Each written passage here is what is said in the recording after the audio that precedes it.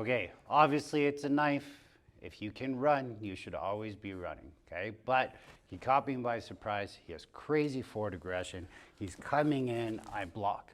My training kicks in right away. Without training, your hands might just be here blocking. He can hook, boom, cut. Ooh, that's a bad day, right? So he comes in, you're trying to get those hands there right away. Obviously, this is an advanced technique, keyboard warriors. If you don't train this like I do, you're not going to be good at it. So let's take a look at the technique first. My hand got my block, I'm hooking, I bring this hand here, okay?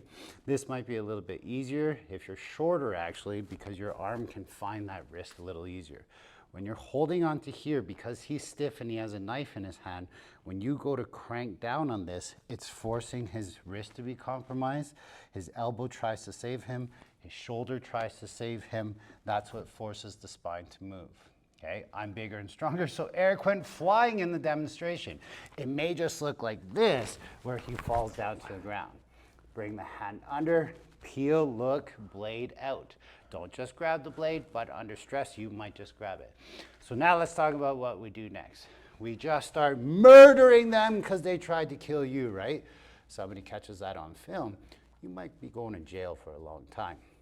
So in the self-defense world, you've taken the weapon. I'm still worried that he might have other weapons. I have this one. So I'm running away. Now I have a knife. Now I have space. Now I have time. Maybe I just go back in my car and I'm actually safe from everything, right? Unless he has a gun, of course. But then I just run him over with my gun, or sorry, my car. There you go, keyboard warriors. I'm covering everything. Thanks, guys. I love your comments. So he's firing. Boom. How do we build this base? I built this base learning what's called Barak Sukbo. If we just switch angles here, okay? The first thing is as he's here is I'm stepping off to the side. So I'm just using my footwork, stepping to the right, turning and facing, because this is going to give me structure. If I'm here, I'm closer to it. If I'm here, I have more structure, okay? The way that Barak Sukbo showed me in Louis Lindo is we get a grab first. So with lots of training, that hand came out and it stops this. Okay, it's really strong as long as you have good footwork. If you're worried about that, add a little bar into this, so catch and bar, and it's gonna make it a little easier. But now here comes the part where the keyboard warriors are right. If I have to bring my hand underneath here, we're gonna call this 1, 1.5, 2, 3 for the technique. Ooh, there's a lot going on there, right? So if he throws that and I'm here and I go underneath, what's to stop him from punching me in the face with the, oh yeah. Okay, so what a lot of self-defense instructors will teach, well, everybody's really focused on the knife. Maybe they're not gonna be thinking about engaging that hand so much, but if they've trained a whole bunch, they will be thinking about this hand. So I hear you guys, and I hear what you're saying. And that's why I modified the Barak Sukbo technique a little bit to bring this up right away.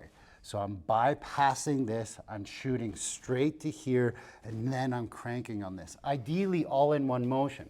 If you're gonna be able to do that, obviously you have to train it as much as I do, and I still need more training in it because I'm always trying to get better. But worst case scenario, he throws, I'm here, and now we're in a fight.